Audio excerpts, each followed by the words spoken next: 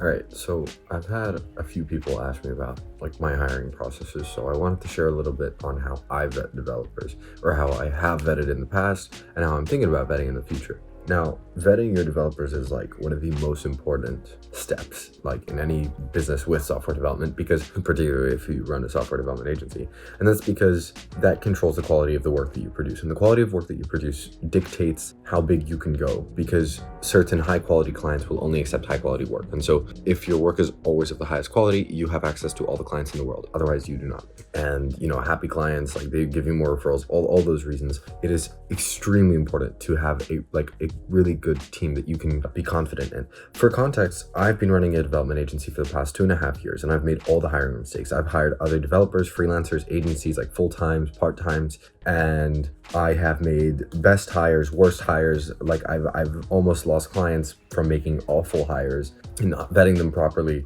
And I burnt myself a lot of times. I contracted a bunch of freelancers. At one point, I had a really big team of freelancers, and they were honestly really not that good. And when I switched to having people in-house, that was one of the best switches I made. But at the same time, freelancers and contractors also have their place in your business when you need them, when you need spare capacity, and you don't want to commit to something full-time, because full-time hires are something entirely different. Now, that said, the vetting process that I'm going to talk about is what I use for full-time hires, not for contractors and freelancers. For contractors and freelancers, it's a little bit of a different process. Maybe I'll make a different video on that.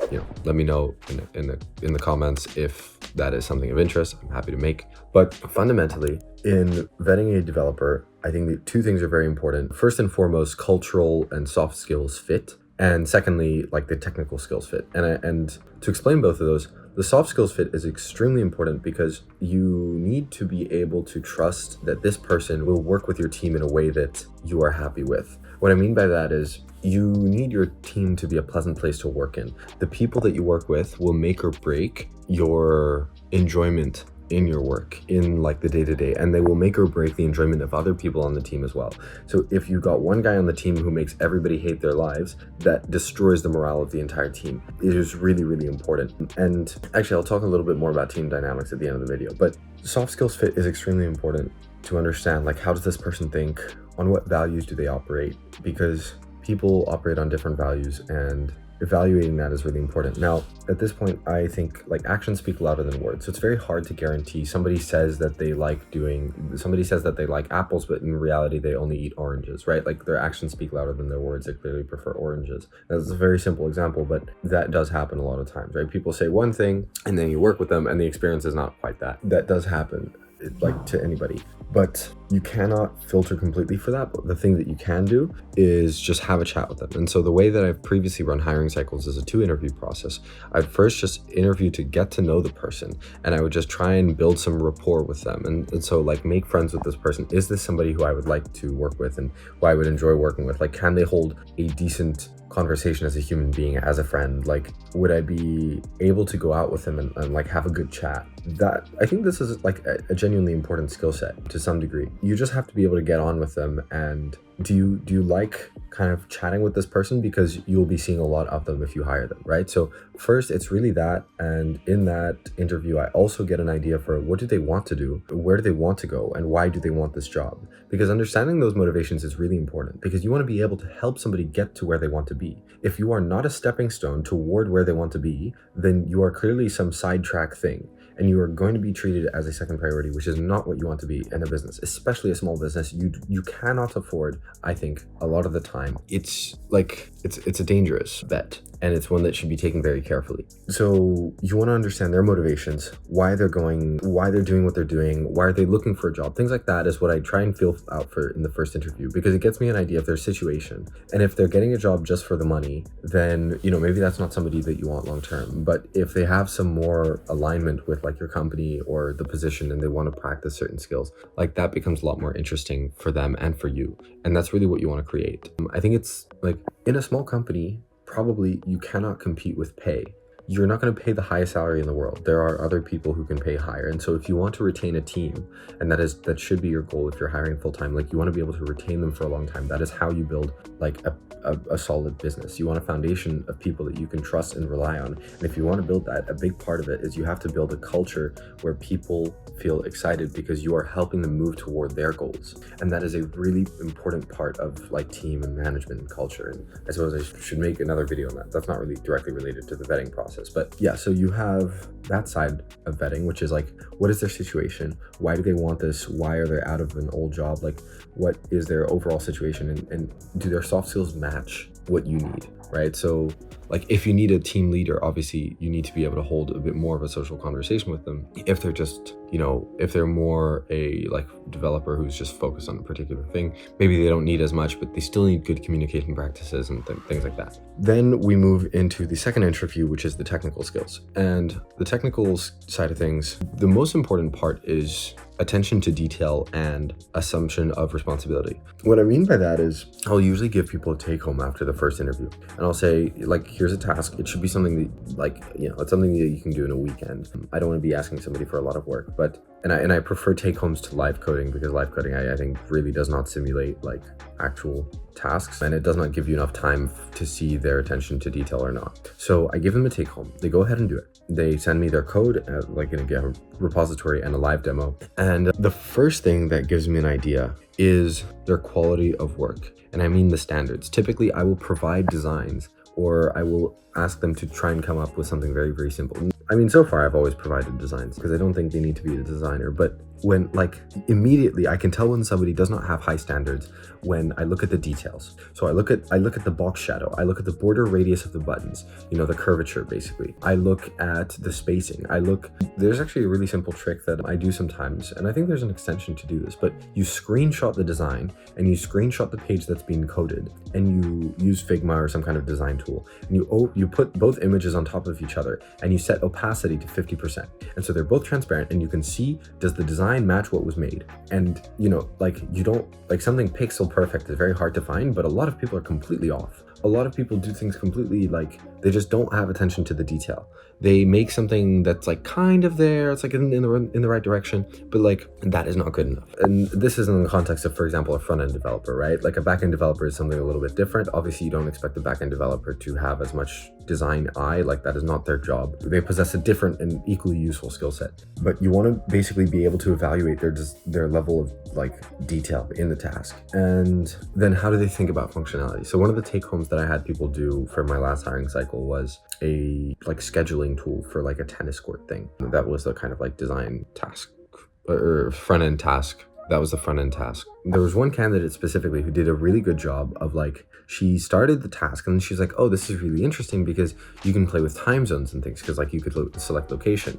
And so she incorporated time zones and time slots and managed the state and things like that, whatever. Like she thought about these edge cases. That was a demonstration of high standards, because she was thinking beyond what you can immediately see in the design. She was thinking behind like, oh, okay, I need to manage time zones. I want to manage slots, make sure the court doesn't get double booked. That is what I mean when I say attention to detail. And it's not just in design, it's also in terms of functionality. And you also want to give room for people to say, oh, I didn't have time to do this, but I'm going to, right? So for example, like in the interview as well, I'm like, okay, like I don't expect you to spend an entire week on this, but if you had an entire week, what else would you do?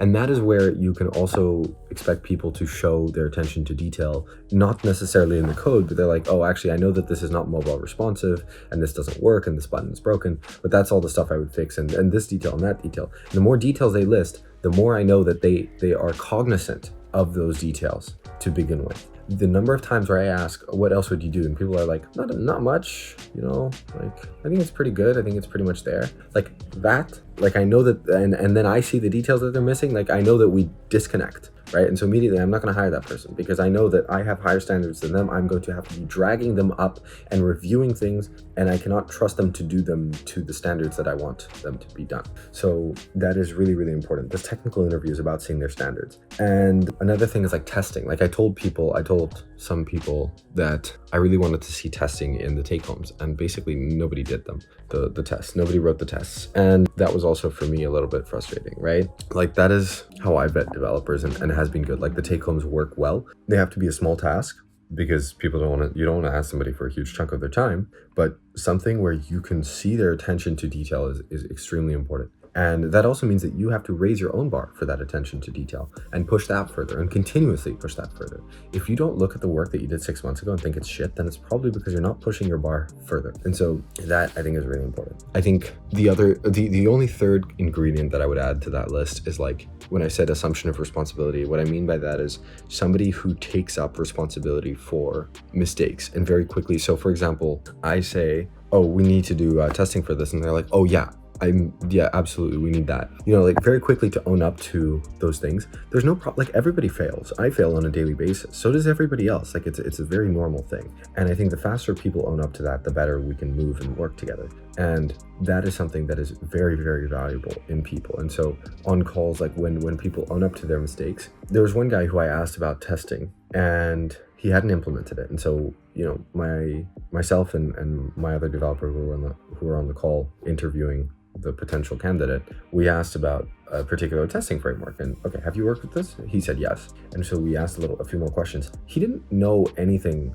about it. Like, he didn't really know what he was talking about. He didn't actually know it, right? He was just trying to make things up on the spot. It would have been 1,000 times better to just say, no, so I'm not super familiar with testing, but 100% it is a skill that I want to double down on and get better in. And, like, evaluate me if I'm not good enough, like, after you hire me. If you are more forthcoming about your deficiencies, it's a hell of a lot easier to judge, like, this person is going to be trustworthy, right? And that was a really, like, important thing, which, both of us, myself and my developer, we just were like, okay, well, this guy's not a fit, because we're going to ask him to do things he's going to say that he can, and then he's not going to know how to, and that is a disaster. So you want somebody who, like, will own up to their mistakes, will learn things proactively if they do not know them, and has no issue in saying that they do not know something. So either you need to know about these things yourself, or you can just ask something that is probably, like, ridiculously hard and see their response. You don't know, you might not know yourself, right? You just ask something stupid hard and you see whether they try to, like, kind of like invent something and come up with something on the spot that's completely wrong, or whether they just own up to it and say, nah, I'm not really familiar with that, but I will happily learn. And bear in mind, like, this is a job interview for people, right? So they're going to try their best. They want to make a good impression. Like, it's not that they want to lie to you, but they're just trying their best. But at the same time, being able to own up to your mistakes is an important skill. I think that's the biggest thing. Like, if you have somebody who's willing to learn, enjoyable to work with, and holds high standards, or when you tell them that okay, this is not good enough, our standards are here, your standards are here, and ours are here, or you need to come up here, and they say, oh yeah, absolutely, let me learn that. That is what's really useful. And I think that's, like, what's important when you vet a developer. And I didn't do that at the start. I really didn't. I basically just hired random people who seemed to be nice to work with. I really didn't, like, evaluate the standards part. So yeah. Anyway, today it's Sunday, so I'm just working a little bit in the morning, and then in the afternoon I have a dinner with my flatmates. Nothing else too special, and just trying to figure out travel plans. It's a little bit annoying to be kind of, like, having to move around again. So I'm going to be doing that. And otherwise, that's pretty much it. Nothing too crazy going on.